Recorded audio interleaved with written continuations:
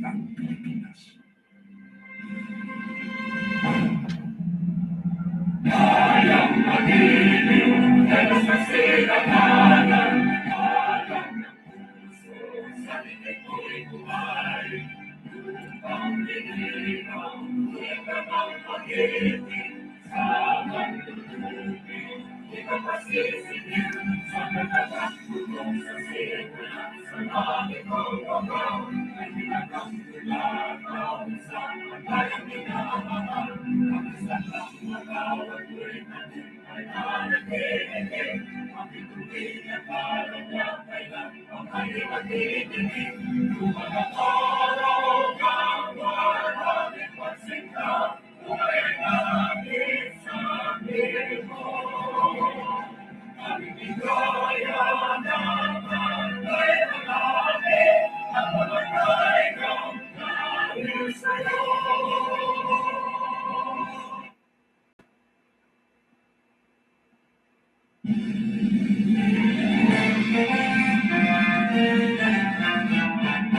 Simula ko hanggang ngayon, isa ang naging layo. Magkaisa ang mundo, kaibigan ay marunong. Ngayon tayo mula sa hamon ng nakaraan, bilang isang panganin na umalang. Pinagako sa puso ang paniniwala, ang ihawa para sa kawalan. At sa mo'y namumpay, bunga na pawis at buhay. Kabayaman, katarungan, ay ang pinanglakantahan. Alhamdulillah, alhamdulillah, pagpalain mo sa mundo. Magsabor, magsabor, lagi kang mamahalin. Walang pipigil sa damdamin, mga panago'y tutuparin. Habang buhay kami sa'yo'y magpapatay, mananatili sa puso't isipan. Ang lahat tumupin ay nanabuwis ng buhay, nasa piling na ay kapal. Ang sambay namumpay, bunga ng pawis at buhay. Kapayapaan, katarungan, ay ang pinanglakantahan. Alhamdulillah, alhamdulillah, pagpalain mo sa mundo.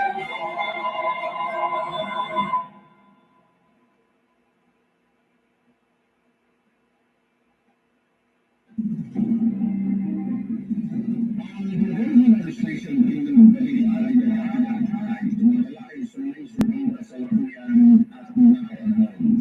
Mapapalitan, mapapulungan, parliamentary at balita ang programa ito'y para sa lahat. Walang tinikilingan, walang kinakamihan, at walang pinakamihan ang programa ito. Ang programa ito ay public service sa kahaliminan at trabaho lamang.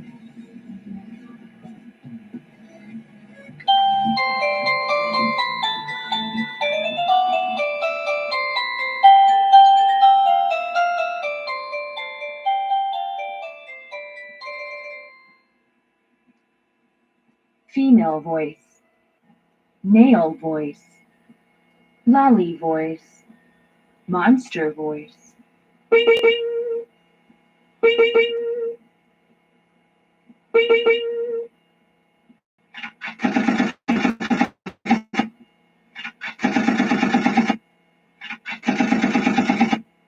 Okay, bawas-bawasan na natin ang sound. Magagalit na po dalawang apo ko doon sa kabilang kwarto, no?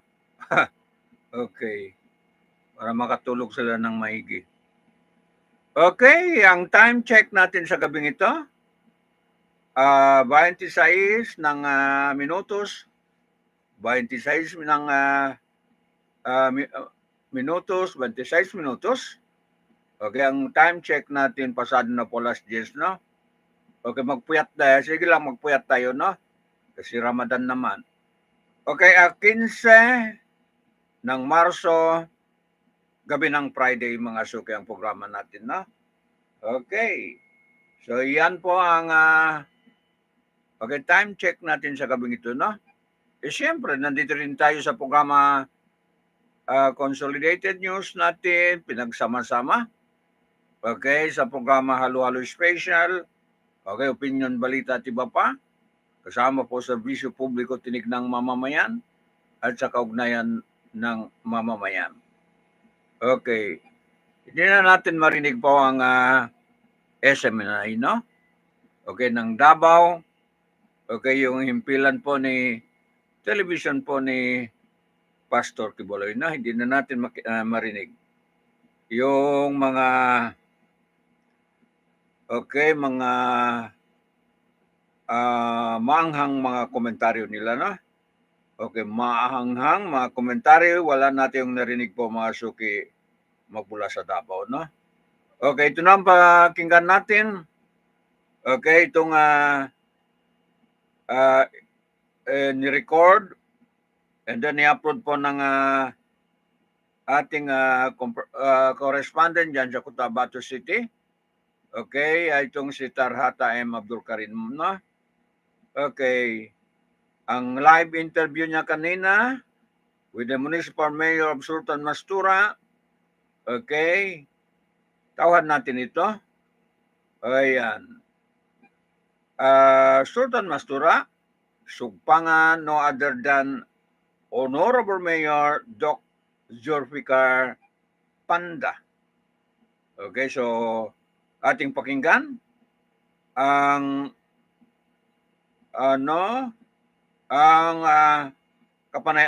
panayam nila rito, no? Ang panayam nila rito sa mayor ito. Okay, sa 21st founding anniversary po ng Sultan Mastura, Sugpangan, sinagawa sa Municipal Gymnasium ng Sultan Mastura, Maguindanao del Norte. Okay, ngayong araw, kanina po, 15 po ng 2024, mga suki, na. Okay. So, palakpakan natin, no?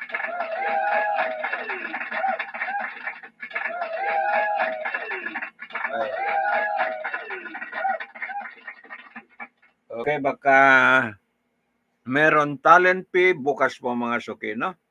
Okay, galing po kay Tarhata Abdul Karim, galing po sa Sultan Mastura, mga suki, no? Okay, ng Maguindanao del Norte. Okay, tungayan natin kung ano ang ipaliwanag niya. Okay, doon sa no? Okay. Solar lights natin. And then yung mga awards na natatanggap natin. So, madami pa. Madami. So, yung sa mga support natin sa madrasa, support natin sa tulong natin sa kanila. So, marami tayo after ng mga tulong. Yung sinabi ko ang bisita kanina sa nasabi na actually, ang bisita natin kanina, si Governor, yung guest of honor natin, yung speaker, si Governor Abdul Rauf Maracoa. Pero naghihingi siya ng paumanhin dahil nasa emergency na lakad sa Manila. Pinadalagan niya yung kanyang administrator, si Dr. Comandante. Okay. Tapos yung mga mayors din natin, actually nagkataon talaga na sa Manila sila. Yung ibang mayors natin nabalikan ko sa OPAP, parang meron silang signing of memorandum of agreement. So, yun sila lahat. Pero okay naman din.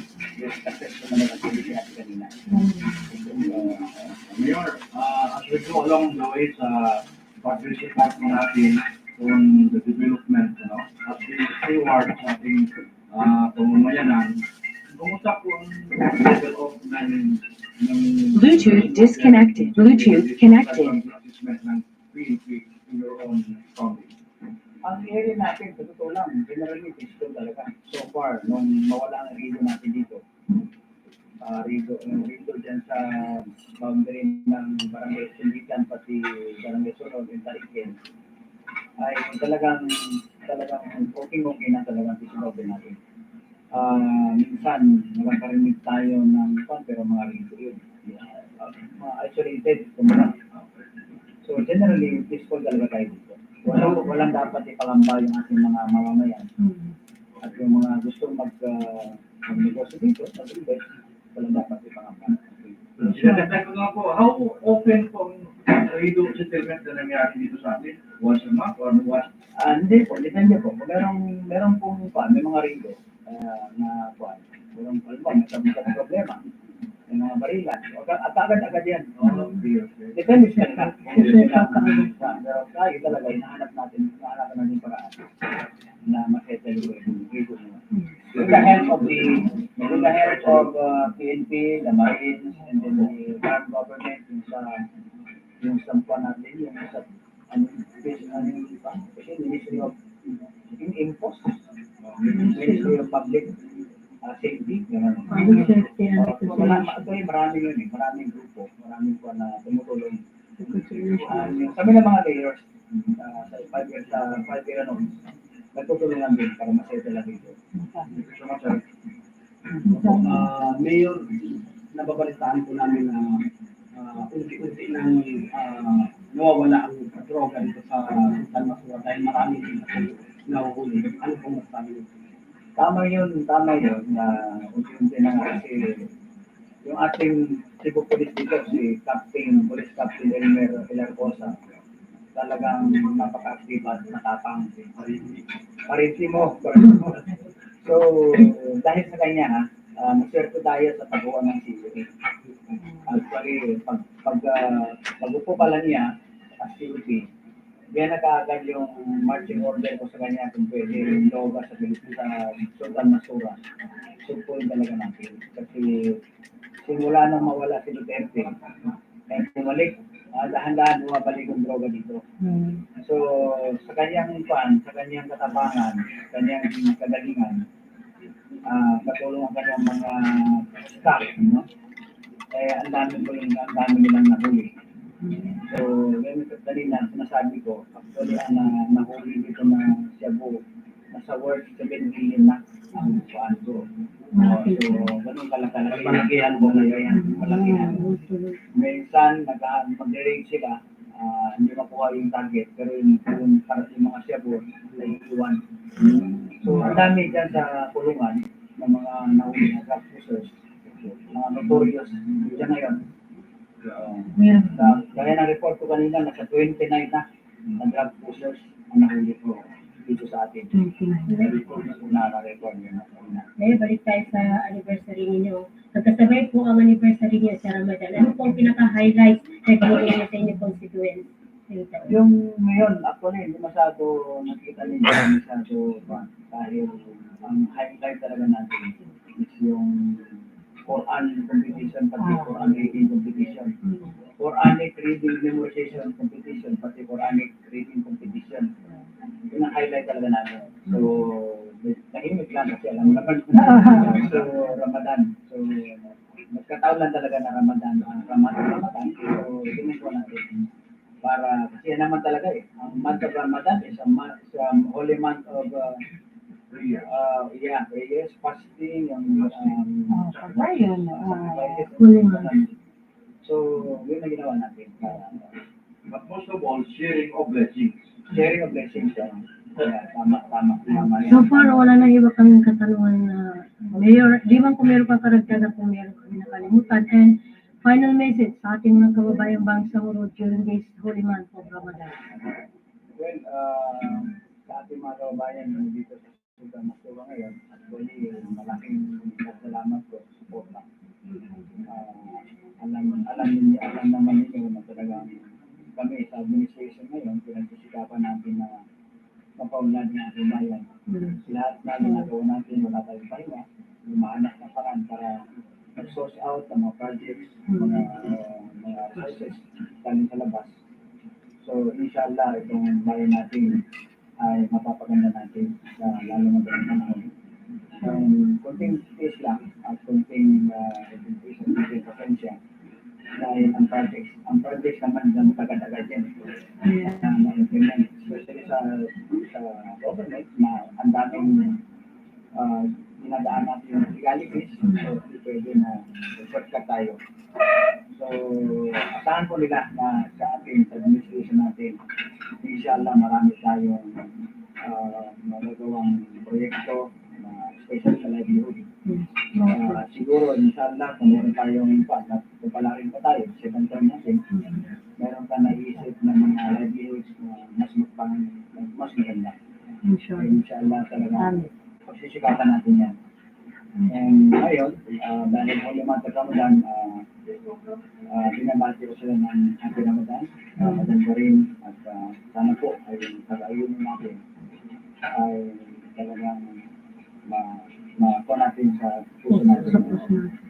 So, sana po lahat tayo, kung ano yung mga prayers natin, so yung mga Ramadan ay makukuha natin. So, sukran, and salamat po. Maraming salamat, and that's Honorable Mayor Tuatikar Pala dito sa Sultan Mastura Supangan. Ikailan na anniversary to Tarhata? Okay, ikailan na anniversary? Ayan. Bilang ay 21st anniversary, no? Pag ng Sultan Mastura Municipality. Sa tabing daanan lang yan. Okay, pagpunta mo sa mga parang, okay, sa mga North Cotabato, daanan mo yan. Sa tabi lang po ang Sultan Mastura Municipality, no? So, ayan. So, tapos ng interview. And then, alam na natin po, pag tapos ng interview, basta sa area na yan, okay, may mga Bluetooth connected. may mga papel-papel na po ibigay. Okay, sa mga media, mga suki. No? Papel-papel, mga lapad-lapad po mga suki. No? Okay. So, tanungin natin si Tarhata bukas po kung ano nangyari po doon sa interview nila. No? Okay. So, yan po ang unang balita po mga suki. No? Okay. Natawa na ako pag mga anniversary o ganyan. Okay. Alam ko na pagkatapos na mag-interview yung mga suki, no? Ayan. Talagang maggasto po yung mga LGU po dyan sa, can you imagine, mahigit 30 munisipyo po ang Maguindanao del Sur at ang Maguindanao del Norte, no? Pagsamahin mo yan.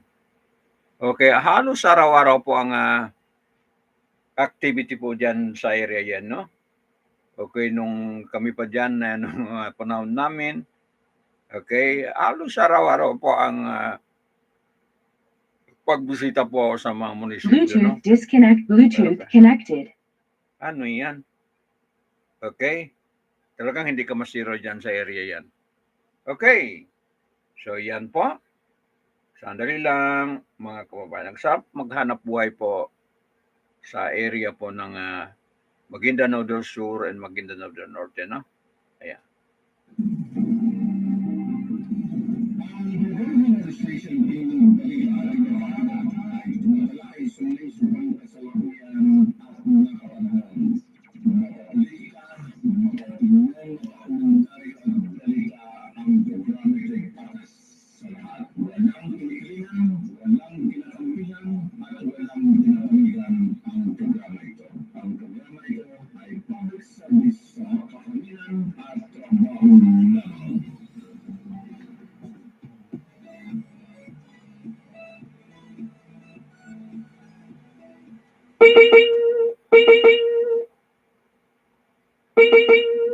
Female voice, male voice, lolly voice, monster voice. Okay, binabati pa rin natin ng Basilan na province kahit wala tayo lagi zero. Okay, pagdating sa media, okay, laging zero po pag ay basilan mga suki, no? Okay. Pero wala kang magawa. Ganon nata ang pulisya nila. Okay, puro zero. Ayan. Okay. Legislation bilang ay tumatalaay sa nationwide kasalukuyan at nakapanahon. Makakalika, makaopinyon, makakomentary at dalika ang programa ito'y patas sa lahat. Walang pinigilan, walang pinakampihan, at walang pinapamigan ang programa ito. Ang programa ito ay public service sa makahanginan at trabaho lamang.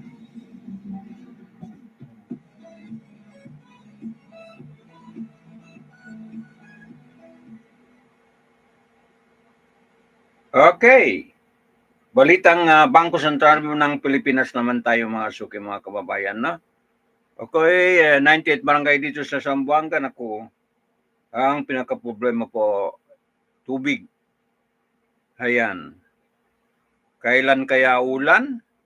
Okay, antay tayo ng ulan. Sabi mga Mayo po, mga napakainit pong Zamboanga City, no? Okay, kahit Cotabato City, napakainit po.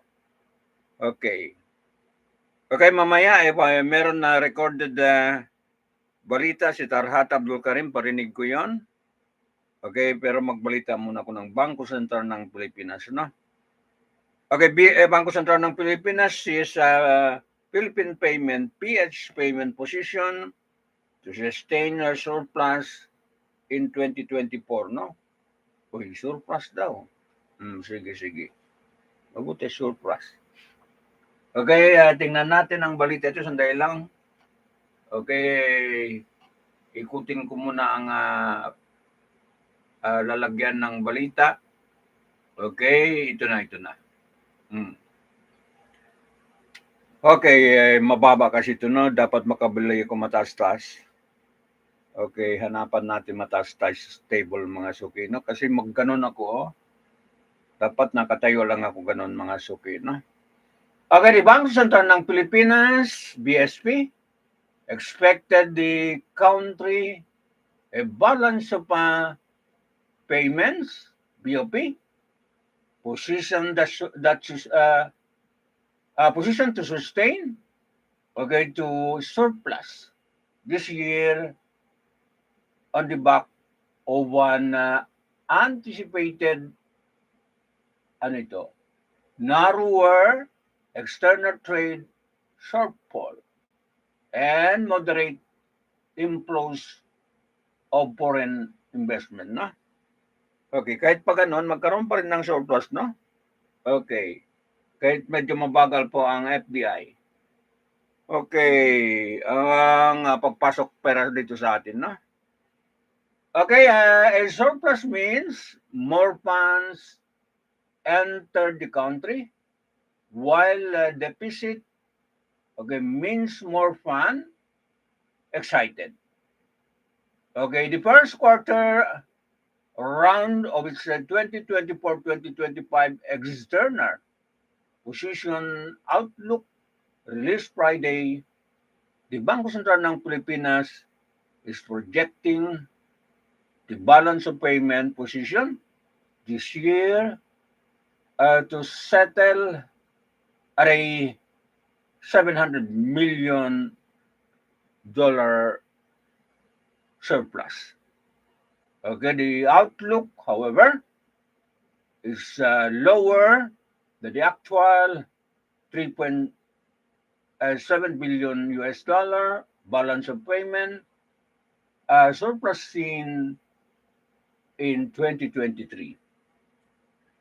Okay, nonetheless, the sustained external payment position surplus expectation for the year are reflected in the estimated narrower current accounts gap for the year and modest inflows of what?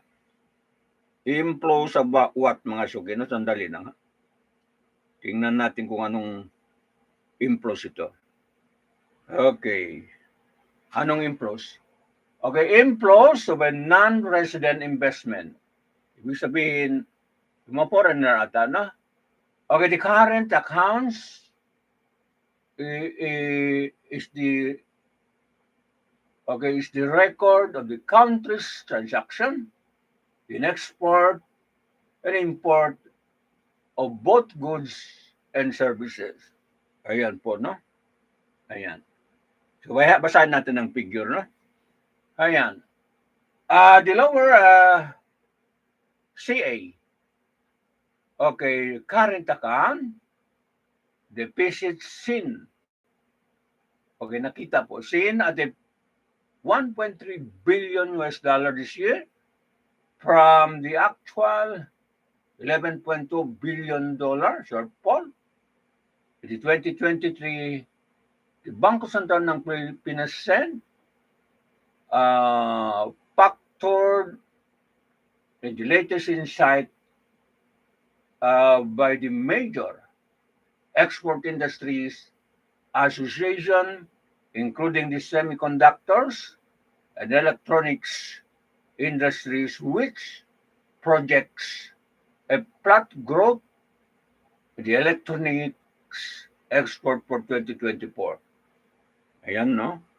Sige. Okay. Ayan. The central bank said the lower current account deficit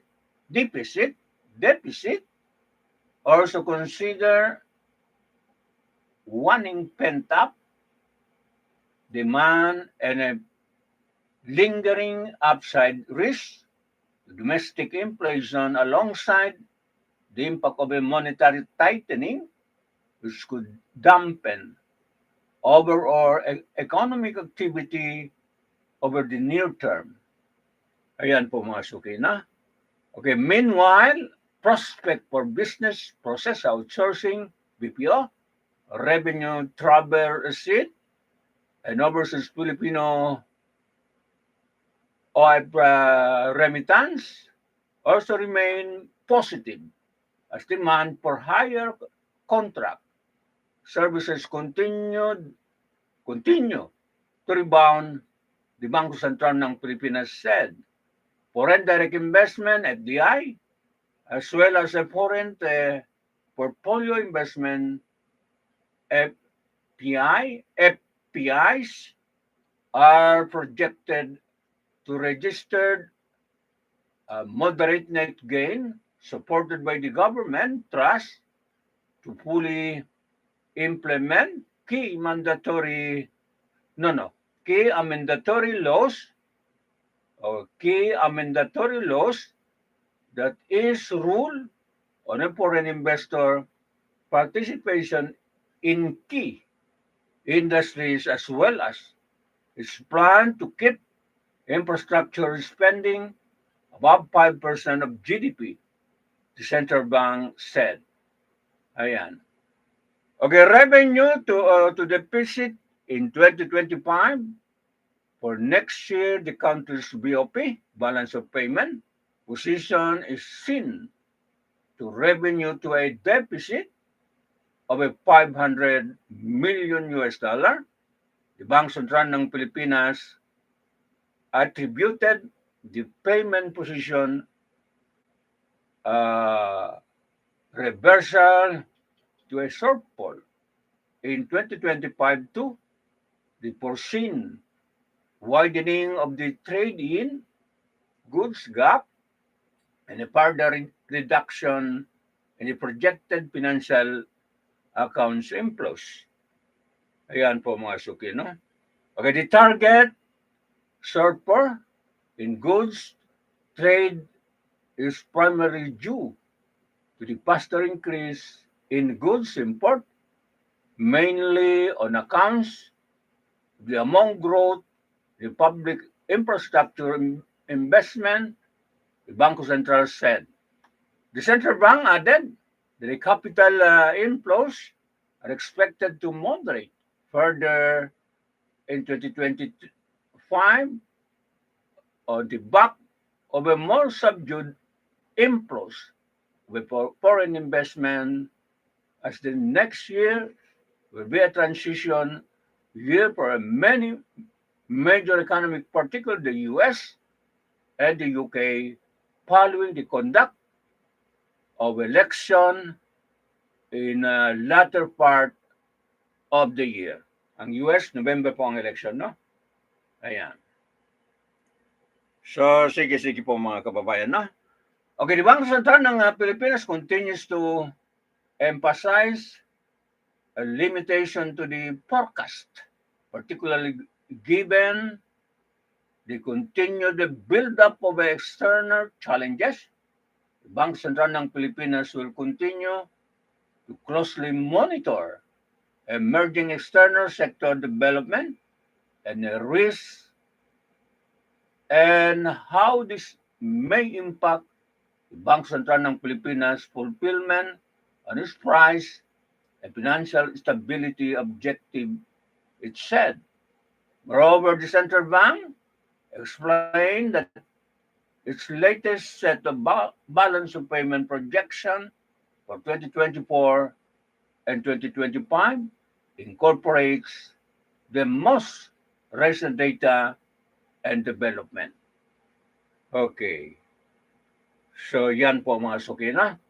Okay, the emerging external outlook for 2024-2025 is largely underpinned by expectation of a slight improvement in the global economic condition, particularly for this year, an improvement in the domestic demand condition over the next 2 years, it said. The global front risks, the outlook during the review period are seen to be broadly balanced and less tilted to the downside relative to the previous forecast round, it added. The Bangko Sentral ng Pilipinas said that the overall domestic demand conditions are expected to improve this year and the next, aided in part by the government commitment to support new growth strategies to steer the economy back to its pre-COVID growth trajectory. Ayan. Okay, the expected easing of inflation to within the target band beginning the next this year, beginning this year, should likewise support improved consumer and investment demand, the central bank said. Okay, anong sa tingin nyo? Okay, wala tayong problema, no? Okay, medyo manageable po mga suki. Ang kwarta natin mga nakikinig sa gabing ito, no? So, walang gaano pong problema, no? Ayan. Kailangan lang mabalanse. Okay? Ang paghawak ng pera, no? Okay. Baka magaling naman maghawak ng figure. Okay, itong si Secretary Ralph Recto, no? Tingnan natin. Ayan po ang balita natin sa second balita po mga kababayan. Anong oras na, no? Okay. Ay 55 minutos po pasado na po, alas 10 mga suki, no? Huwag na kayo matulog. Okay, pagkatapos mag-news, okay, dasal tayo mga suki, no? Ayan, dasal tayo. Para sabi ng Maranaw, maraming balas. Okay, maraming rizki mga suki, mga kababayan. Huwag na tayo matulog. Bukas tayo matulog. Okay. So, yan po ang financial standing po galing po sa Bangko Sentral ng Pilipinas, no? Ayan. Sige.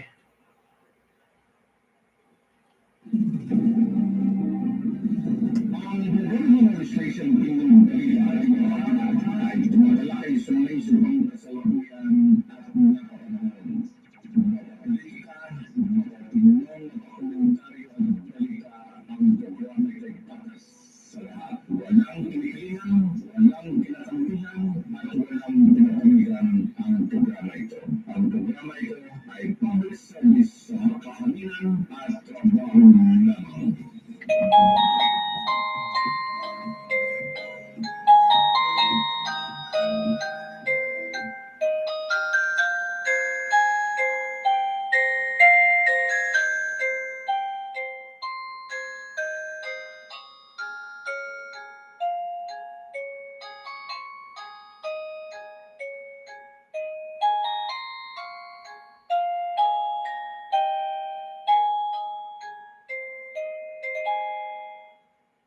Okay, pakinggan natin naman itong si opposition leader po, itong si Representative Lagman.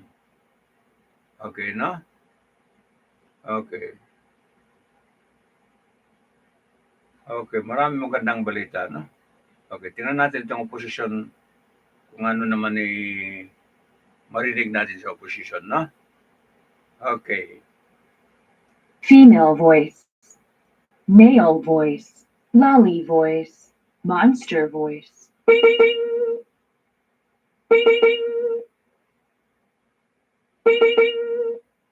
Okay, Lagman 1987 Constitution intent joint voting of Congress for Chacha. Hindi rin mamatay-matay pang Chacha, no? Okay. Hindi mamatay-matay ang Chacha, mga kababayan, no? Ayan. Okay. Bantayan lang na natin lahat yung political provision article po ay ng 1987 batas, no? Okay. Okay, Manila, Philippines, the Representative Albay, First District Representative Edsel Lagman, with the Senate and House of Representatives should meet as one body and eventually vote jointly if both agree to amend the 1987 Constitution, economic provision. Doon lang tayo papayag, no? Sa economic provision. Maliban doon, okay, yung mga Bill of Rights natin, articles ng mga Bills of Rights natin, huwag natin pagalaw, no? Ayan. According to veteran lawmakers, such method what the Constitution framers intended a unicameral Congress, a single legislative body, no? While he acknowledged that the petition may be fixed and may be filed before the Supreme Court, okay, to clarify how charter amendments should proceed. Lagman explained that the framer of the 1987 Constitution plan to allow the same unicameral Congress to convene and amend the basic law, and therefore let every elected lawmaker get one vote. Ayan po, no? So, ayan. Okay. Okay, well, alarm mo, ang sabi ni former Chief Justice Renato Puno, itong provision sa Constitution, yung tinatawag na niyang Article 17, Section 1, tungkol sa Congress can, by 3/4 vote, amend the Constitution. Ang sabi ni Chief Justice Puno, ito ay inadvertence mga suki, no? Okay, nakalimutan nila na palitan yung original provision sapagkat ang akala ng mga members of the Constituent Commission ba ay unicameral ang ating Kongreso. Ayan, Lagman said, na? Ayan. Ayan. You know, former Chief Justice Puno said that about 17, about Article 17 in Section 1 of the Constitution which state that amendment can push forward to a 3/4. Both Chief Justice Puno said this is an inadvertence. They forget to fix original provision because the member of the Constituent Assembly through Congress would be unicameral. No? So, okay.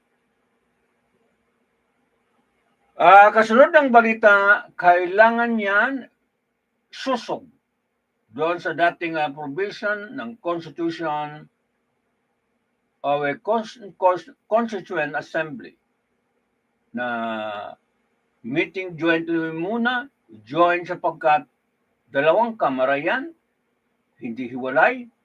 Ang ginagawa natin ngayon, hiwalay. Parang may mag-asawa na divorce na. Hiwalay, hindi tama.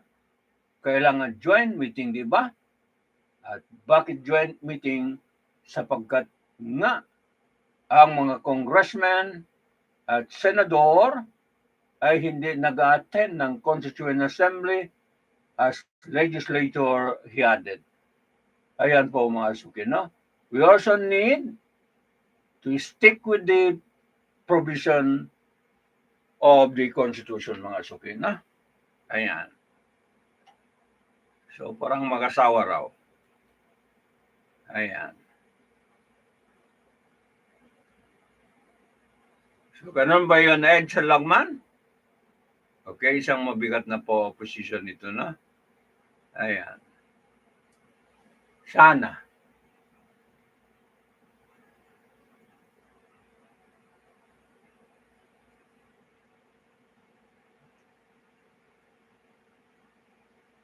Ayan.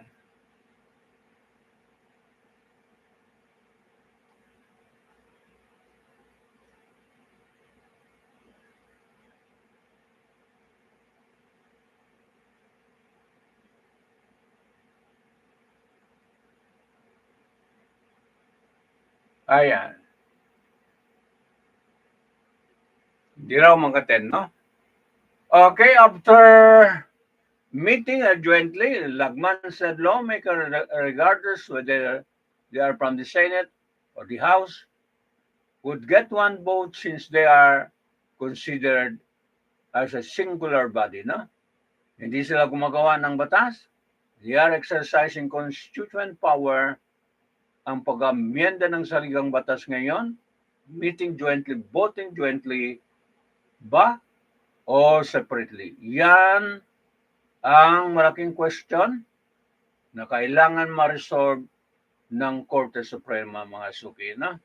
He said, ayan, they are not capting law, they are exercising a constituent power to amend the Constitution. Now, meeting jointly, should it also be voting jointly or separately? That's the big question that the Supreme Court should resolve. Ayan. Para sa aking palagay, without any partisanship, resort of voting jointly, ang palagay ko, voting jointly, ito sapagkat unicameral. Ang Constituent Assembly, walang senador yan, walang congressman, walang representative, walang Senate, unicameral headed. Ayan. Okay, but in my opinion, without any partisanship, the resort voting joint, I think this should be voting jointly because the Constituent Assembly is unicameral. There's no senador, there's no congressman, no representative, no Senate unicameral. Langman also noted that provision in 1987 Constitution should be harmonized. Ngayon ba, ipagpatuloy ba natin ang inadvertence na ito o yung pagkakamali? Palagay ko hindi. Meron tayong kailangan gawin. We should harmonize the provision of the Constitution. Yan ang isang basic rule sa construction. You harmonize the provision, he added. Okay, should we continue the inadvertence or the error? I think not. We should do something. We should harmonize provision of the Constitution. That's the basic rule, construction and harmonize the provision. Okay, both the House and the Senate pushing constitutional amendment, the House resolution of both House, RBH number 7, and the Senate through RBH number 6. Okay. The House last Wednesday approved Bill number 7 on second reading by a Viva Voce or voice voting. 6th session, okay, day of the deliberation by the House Committee of the Whole and 3-session day of debate at the plenary level. Okay, under the RBH number 7, which was derived from the RBH number 6, the industries of public utility, basic education, and advertising would be open to foreign ownership by adding the price unless otherwise provided by law in Section 11 of the Article 12, National Patrimony and the Economy, Section 4 of Article 15, Education, Science and Technology, Arts, Culture and Sport, and Section 11, Article 16, General Provision. Ayan po mga sukina. Ayan. Okay. Earlier, Lagman admitted that the minority has lost the battle of the House, but noted that the fight against economic charter change is far from over. According to the lawmaker, they are now shifting their messaging from fellow lawmakers to the public, will eventually vote in favor or against the proposed amendment to the 1987 Constitution in a plebiscite. So yan po ang pinagdebatehan po sa Kongreso ngayon mga suki na. Ayan. Okay, anong oras na? Okay, tingnan natin silipin ng oras natin. Malapit na matapos. Okay. Baligtad, no? 9 minutos po pasado na alas 11 mga suki na. Ang news natin sa gabing ito. Meron pang kunti. Ayan. Sige. Okay, sandali lang, ha?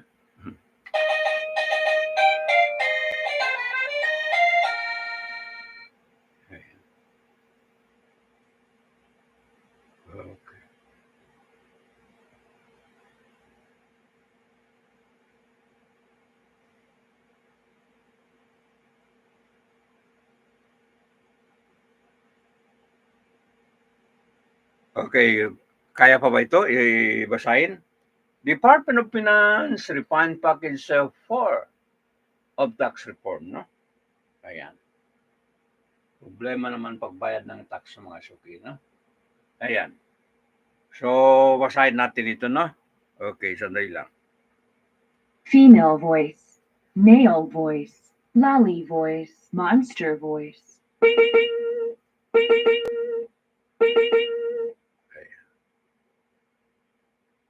Okay. Kaya pa babasahin ito? Kahit kalahati lang, no? Okay. Pikin niyo po ang orasan natin.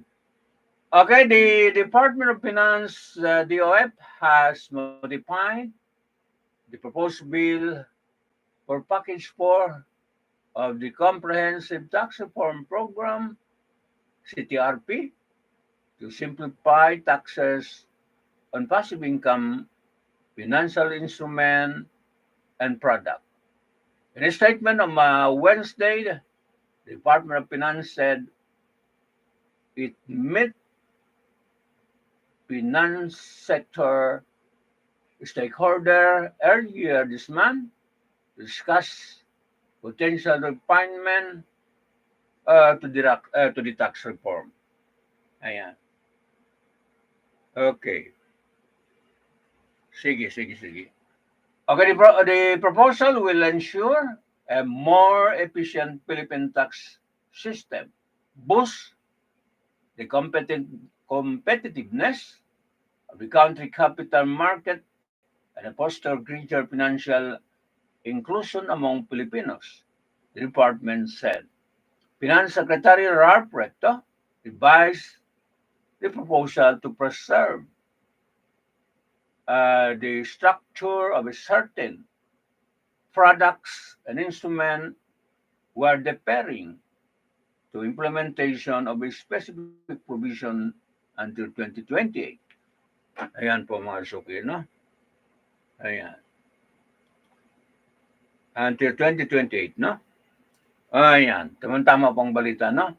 Okay, the Department of Finance announced the interest income tax will be standardized at a 20% in 2024, while the royalties will adhere to the current tax code until 2027, below being reduced to 15% in 2028. Likewise, dividend income tax will stay the same until 2027, with a suggested standardization of a 10% in 2023. Okay, dividend tax, no? Okay, kinuha na pag meron ka na dividend, kinuha na kaagad mga suki, no? Ayan, hindi ka na makapagsabi huwag. Okay, conversely, the stock transaction tax will see gradual annual reduction of 0.1%, declining from 0.5% to 0.1% by 2028. Okay, existing taxes on a financial transaction covering sales, agreement, memoranda, deliveries, or transfer of share of stock will remain until 2027 and then be removed by 2028. The same applies to taxes on bills of exchange or draft. So wala po pagbabago na. Okay. So wala daw pagbabago. Ayan. Okay, the tax rates on bank, check, draft, and similar instrument will remain unchanged. Okay, transitioning from the current 12% value-added tax, VAT or MHO health, maintenance organization, pre-need, and pension plan, the Department of Finance said that a 2.0% premium tax will be introduced to align with the life and health insurance taxes. Ayan po, no? This is to encourage the participation in life insurance product itself, conversely rate on property insurance, fidelity bonds, and other policies will gradually decrease by 101% annually, surging, annually, reaching 7.5% by 2028 from the current 12.5%. Okay, taxes on Philippine charity sweepstakes, office ticket prices, and winning will remain unchanged. Okay, mga suki, no? Unchanged daw. Meanwhile, mortgages, pledges, and deed of a trust taxes will remain at the current rates until 2027 and then will be reduced to 0.3% in 2028. Okay, the Department of Finance acknowledged the concern raised by stakeholders during the briefing and stressed the importance of a close collaboration between the department and a key stakeholder to enhance the proposed package 4 of the CTRP. It added that a stakeholder briefing will be conducted for the proposed excise tax on single-use plastic, the motor vehicle user charge, and the VAT on digital service provider. Okay, palagay tama ng balita. Okay na? Okay, papasok na tayo sa isang oras mga suki, mga nakikinig na. So, yan po ang kabuuan po ng balita po. Okay, sa gabing ito. Okay, anong oras na? Okay, huwag na tayo matulog. Hanggang suhor na po mga kababayan. 18 minutos. Pasado na po alas 11 mga suki mga kababayan na. Ayan. So, ito muna. Ayan.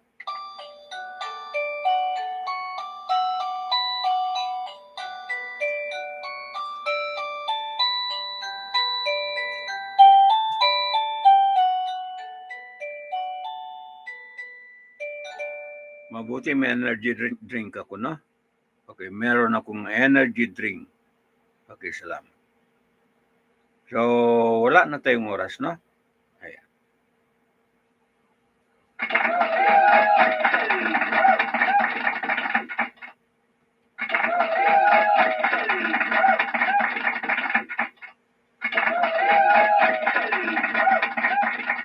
Okay, hindi na ako matulog kasi pag makatulog pa ako, mahirap makagising mga suki, no?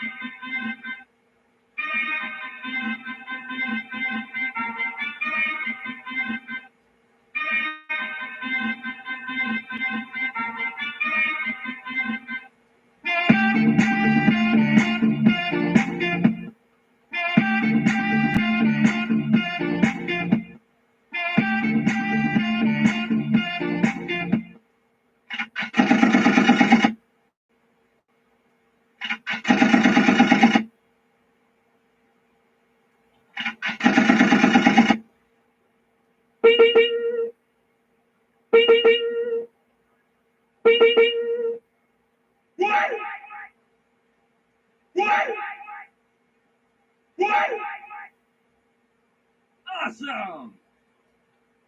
Awesome! Awesome! Ayan. So, okay na, magpaalam naman tayo sa gabing ito sa programa natin na gabi ng Biyernes. Okay, 15 po ng Marso, no? Okay, sahuran pala kanina, no, ng mga kinsenas. Okay, kaya maraming tao po sa ATM. Okay, paalam tayo. Okay, wala tayong programa bukas, no? Monday tayo babalik naman sa regular program natin, no? Pero depende kung may mga magandang balita. Okay, balita rin tayo, no? Okay, tarhata sa kanang kulang parinig. Okay, para maganda buenas. Okay, Monday. Wala na kung naubusan ako ng oras, tarhata. Ayan. Naparinig ko naman yung kay Mayor, no? Ayan. So, sige. Okay. Kapos sa oras, tarhata. Okay, paalam tayo sa Consolidated News natin sa programa pa rin ng Halo-Halo Special Opinion Balita, di ba pa? Kasama po sa Bisyo Publiko Tinig ng Mamamayan and then ugnayan po ng mamamayan para sa lahat, no? Okay, yan po ang balita. Okay, nakalap po sa bulwagan ng pambalitaan po ng ADLSNTV News Online, no? Okay. So, paalam tayo. Wala tayong masamang tinapay. Okay, happy weekend to all. Okay. Pangapat ang puwasa natin kanina. Ang apagayon natin Ramadan, no? Okay, so mamaya-maya, okay, magsohor naman tayo. Okay. Mamaya kunti, no?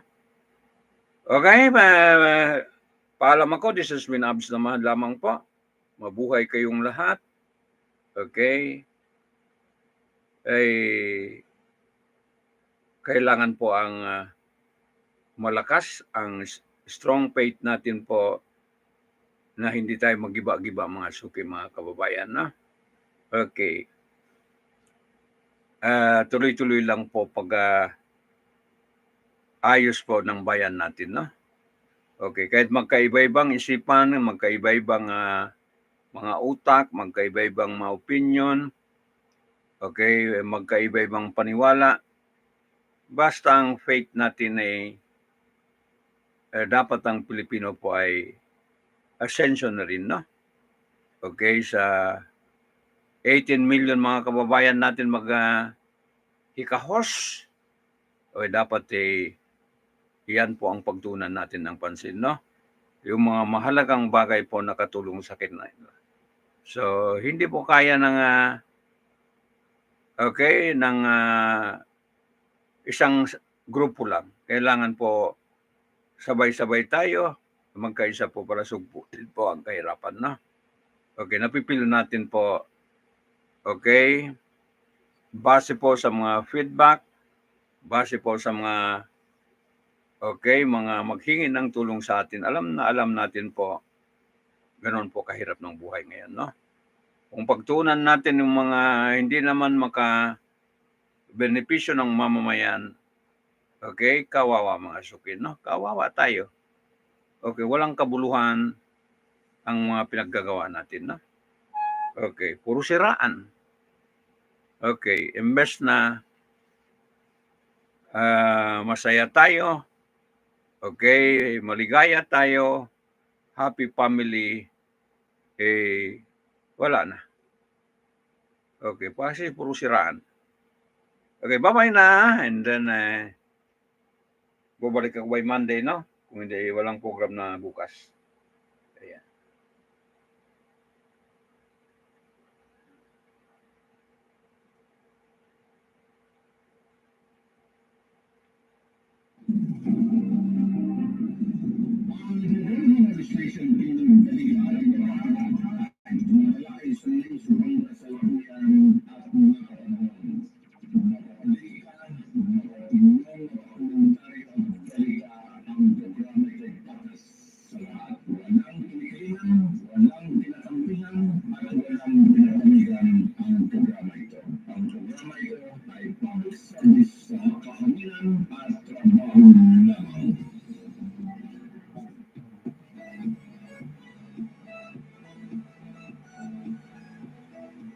Female voice, male voice, lolly voice, monster voice.